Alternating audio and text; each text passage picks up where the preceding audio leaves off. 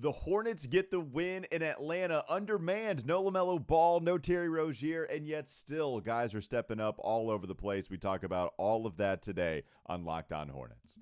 You are Locked On Hornets, part of the Locked On Podcast Network, your team every day. In a minute, cuz we live.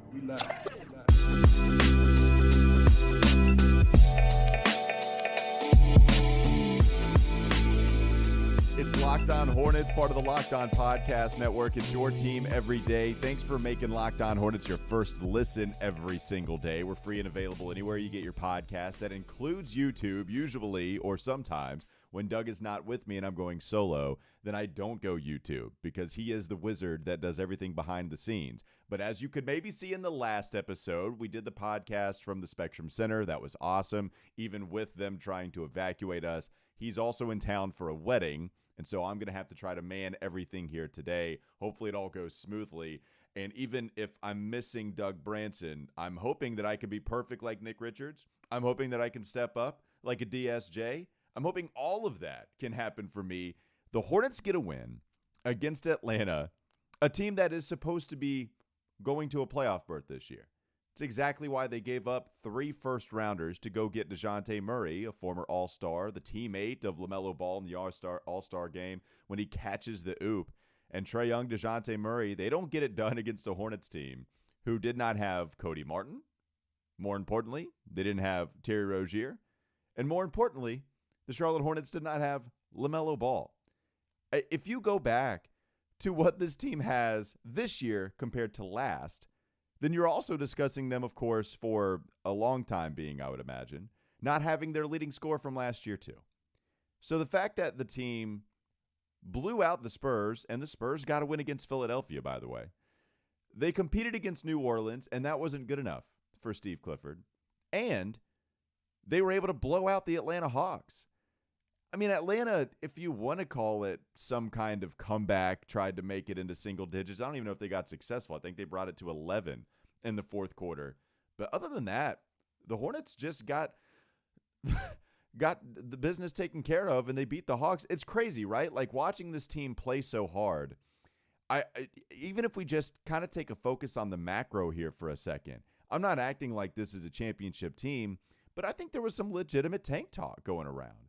You know, this is a team that had James Bouknight arrested, didn't know if he was going to play, has, and actually showed up a little bit here. We'll talk about that in a moment. Obviously, all the offseason issues that have came about, and yet I just see this team playing extremely hard. Yeah, you might have had some bad turnovers in that game against the Pelicans, but I don't look at this team at all and say, yeah, there needs to be more effort. And you know what? That was actually true in the preseason as well. I saw a team that needed to play with more effort. I go back to that Pacers game. And they didn't play at all. They didn't care almost. It felt like that. And the Pacers very much did. And it was hard to evaluate. All right, if you're not going to go out here and do the old cliche 110% thing, how am I going to evaluate what you really are as you try to make this transition to the regular season? Haven't had that problem at all. Against San Antonio, against New Orleans despite the loss, now even against Atlanta. To not have any of those guys available, a defensive backcourt guy in Cody, and then your leader, your point guard, right? Like, your backup point guard went down. You don't have your starting point guard yet in Lamelo, although hopefully he can come back here soon. He looks pretty good in pregame warmups, just not good enough to go in regular action. But the fact that you had all of those guys out and somebody like DSJ steps up, Dennis Smith Jr., the non-guaranteed contract acquisition for the Charlotte Hornets, the young lottery pick that had become a journeyman after basically 2 years in the NBA, being traded, going to the Knicks in exchange for Kristaps Porzingis. I mean, Dennis Smith Jr. starts in this game, plays 34 minutes, has 18 points, goes 8 of 16 from the field, hits another three-pointer, which was a weakness for him, but finishes 1 of 2 from behind the line, dishes out 6 assists. 3 steals, too. Defensively, you can see it. He's getting in the right spots. He's defending with a lot of energy. You love Dennis Smith Jr. on this team right now. I didn't expect him to have this type of impact.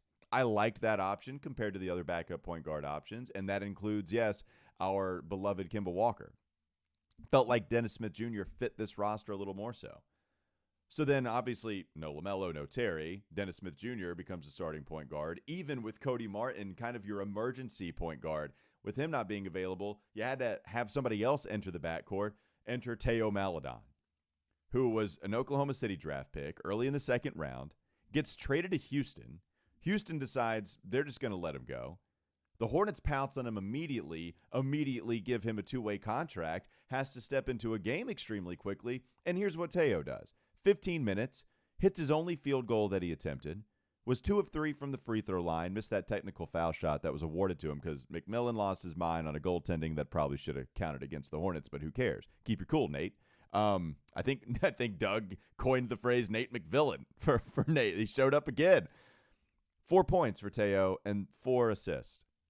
That guy's been real solid. I know a lot of people really liked him as a prospect, and the fact that he's on the Hornets and actually making some big-time moves for them, connecting with Nick Richards, had a couple. Here's what I thought I liked from Teo. You see him kind of pin guys on his back, but then just gets into the paint, and I feel like he holds on to the ball a while. You're worried that he holds on to it too long, but he's waiting for things to develop, and I don't think he looks panicked in the paint with the basketball.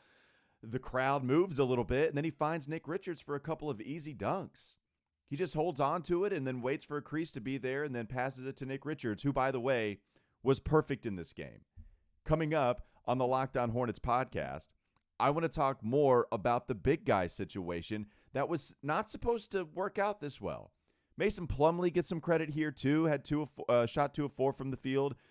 Shot a lot of free throw attempts. Lefty jumper wasn't really working for him in this one. But still, let's talk about the big guy situation, because even if Mason does deserve some love, we're going to give all of it to Nick Richards and his 20 minutes accumulated in this game. But not before we talk about Rocket Money. Rocket Money is fantastic. The other day, I'm trying to cancel my Amazon Prime subscription, or, another subscription that has been dinging me for like a couple of months now, and I'm not sure why I still have it. It just keeps showing up on my bank account.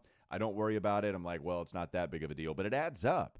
And it takes you a long time to do it. I kid you not, like 4 different tries. I'm trying to cancel some of these subscriptions that I have.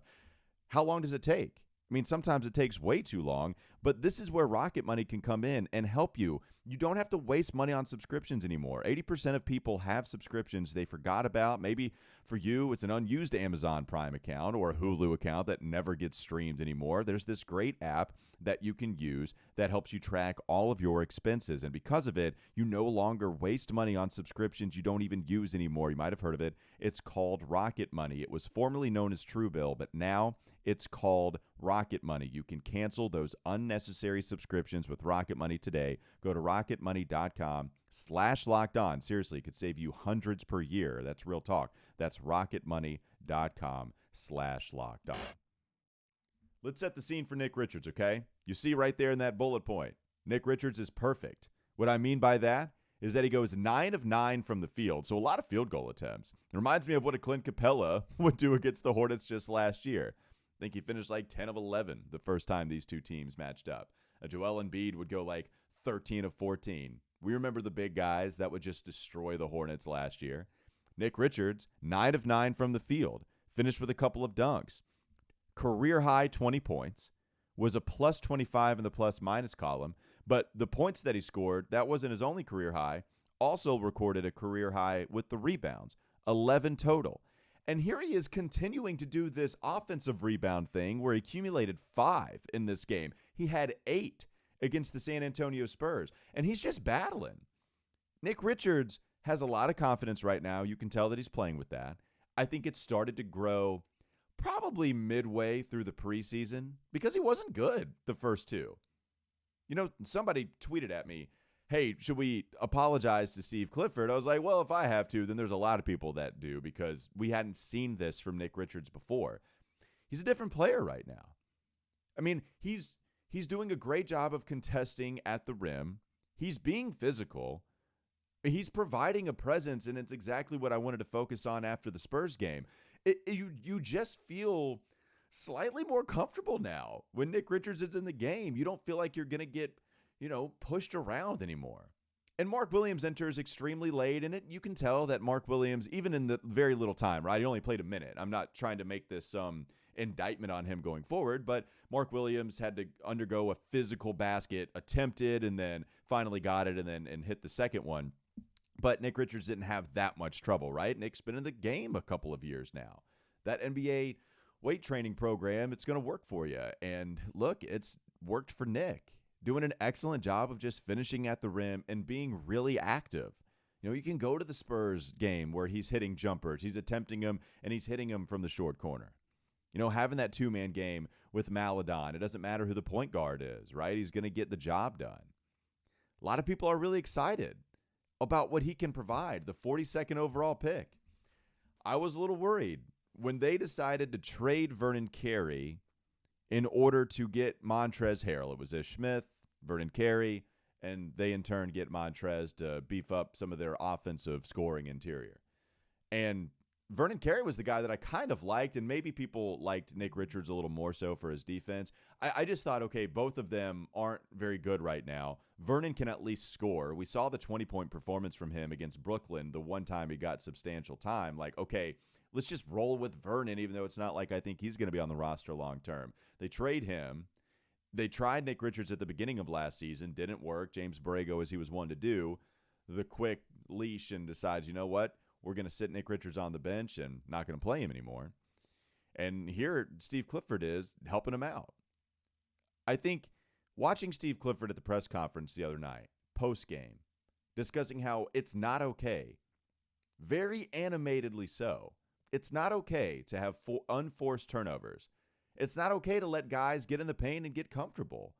You know, we have to defend without fouling. And Nick Richards, I think, how many fouls did he pick up? Only one in this game. And I'll tell you, there was only the one where he swipes down, somebody's driving past him. That was literally the only flaw. You could see, hell, he's perfect, right? 9 of 9 from the field. Defensively, only picked up the one foul, recorded a couple of blocks in this one. And I'm telling you, if he just doesn't swipe down on the one foul that he picked up, then it's a perfect, I mean, you know, maybe some rotations missed here and there, but the guy was awesome in this one. It's crazy.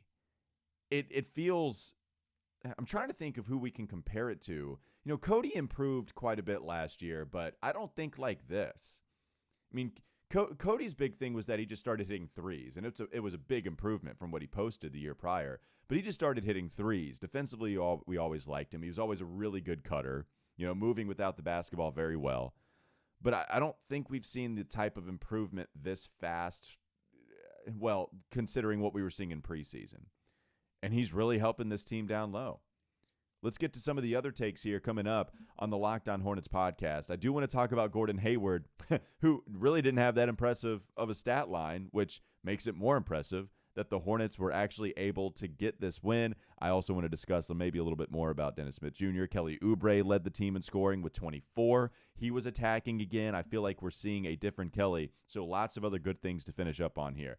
BetOnline.net is your number one source for betting football and the start of the new basketball season. You can find all the latest player developments, team matchups, news, podcasts, and in-depth analysis on every single game. And as always, BetOnline remains your continued source for all your sport wagering information with live betting and up-to-the-minute scores for every sport out there. The fastest and the easiest way to check in on all your favorite games and events, including MLB, MMA, boxing, even golf. You can head to the website today or use your mobile device to learn more. Bet online, where the game starts.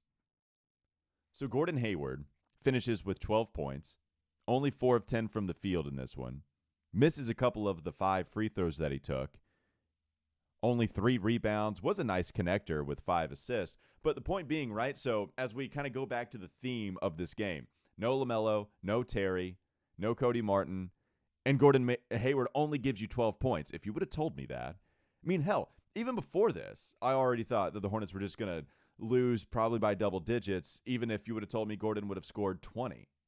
But he scored 12, and he wasn't very efficient, 40% from the field overall. But the guys that really stepped up, Kelly Oubre stepped up offensively, didn't take a million threes, but shot good ones. Shot 6 of them from deep and made half of them.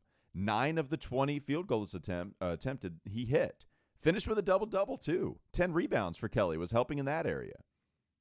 I mean, Kelly leading the team in scoring, doing so in an efficient manner, and I think getting guys involved. Kelly's Kelly's looking for players a lot more, and it was funny. I mentioned that Spurs play where he dribbled inside, wrapped around a pass to Nick Richards, and I didn't want to, get it wrong, but I jokingly so, and also with some truth to it, I don't remember Nick Richards making that pass last year. I'm sure it happened. I just don't remember Kelly Oubre making that pass last year and completing it to Nick.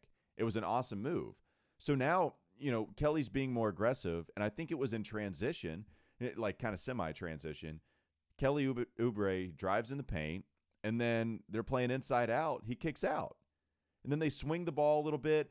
They have to reset on the perimeter maybe once or so. Gordon decides to drive, and then it ends up in, I think, the hands of Nick Richards, where he ends with a slam. Just a couple of awesome possessions. The Hornets ended up with 28 assists in this game. That's exactly almost what their average was last year when they led the league in total assists and assists per game. They averaged 28.1. And so they picked up right where they left off, and they kind of did it by committee. If you look at everybody who facilitated really well, Gordon Hayward had 5 assists. Mason Plumlee had 6 assists. Dennis Smith Jr. had 6 assists. Jalen McDaniels had 3. Teo Maledon had 4. Bouknight was the only other one that recorded multiple assists in this one, and he had a couple. And so we can transition to Bouknight for just a moment. Finished the first 2 games 0-5. Looked really, really bad. And Doug and I talked about it at the Spectrum Center. It's not like we enjoy it. We're not enjoying anything that's taking place with Bouknight right now, whether it be off the court or on the court. I want him to figure it out, all of it. Everything that's going on. I want him to figure it out, and I want him to get the help or just do something differently, right? This one, you had a moment. Hits a couple free throws. As soon as he sees those free throws go in, it would be the only 2 that he would take in this game. Hits a couple free throws, and then right afterwards hits a 3. Hits another 3 in this game, goes 2 of 4 from deep, only scores 10 points, goes 3 of 9 from the field, so not a great efficiency, but it's something, right? Like Steve Clifford was asked before the game about James Bouknight, and he said, I think he's going to play better tonight. Didn't really go into a lot of detail, at least not from what I saw. Forgive me, I was only reading some of the tweets. I didn't watch it. But from what I saw, what was only quoted was, he's going to play better tonight. It's like, all right, look, part of this is you can't really play that much worse. But he did play better. It's a starting point. And honestly, at this time, that's all I really wanted. Give me a launching pad for James Bouknight to find some consistency. I don't need him to score 15 a game. I just need something that looks like you can contribute a little bit. And I think James Bouknight, he provided that for you just a tiny little bit. And if he didn't, then maybe you would have seen more Bryce McGowan's in this game. You got to see him record some minutes, 3 minutes, hit his only field goal that he took, so 2 points. So nice to see Bryce McGowan's, Steve Clifford able to go to him. And just kind of finishing up here rapid fire, Jalen McDaniels, 20 minutes, 3 of 6, 1 of 3 was his field goal stat line. 9 points, 5 rebounds. Jalen still playing really well. And PJ, 2 of 4 from 3-point land, 4 of 8 from the field, and scored 12 points. Only had a couple turnovers. Defensively, didn't record any stocks, right? Steals or blocks, but still very solid from PJ. So overall, man, if we want to end this with a final take, it's just the fact that the Hornets are playing hard. They are responding to what Steve Clifford is selling them. I saw defensive effort from them. Holding the Hawks to 109 with that roster, okay. The fact that they are playing smart basketball offensively, seeing some beautiful possessions, leading to some easy baskets for them when they need easy baskets when you don't have your guys like Terry or Lamelo out there. They found a way, and they did so easily. That's the crazy part. They won by almost 20, 126, 109. That's what you're getting from this Charlotte Hornets team as they move to 1-2. And we appreciate you, 2-1. Oh, man, I just missed the dismount. Of course, they move to 2-1, and the Charlotte Hornets start off with a winning record in their first 3 games. I did think these were the games they might be able to take advantage of, right? Like, not like this, but I was hoping they'd get a win against the Spurs because they were coming in tanking. Again, they beat the 76ers in an upset. And I thought maybe if you were going to catch the Hawks, then you would like to do, one of those matchups at the beginning of the season when you're not exactly sure the chemistry between Trae Young and DeJounte Murray, and it worked out for him. It really helped this basketball team to face them at that time, and this Hornets team is playing really well. Thanks for making us your first listen. We appreciate you catching us anywhere you get your podcast. That includes YouTube. Now make your second listen Locked On NBA. It's your daily 30-minute update on everything taking place within the association. Have a great rest of your day, and then Doug will join me once again to recap a pretty nice start to the Hornets season.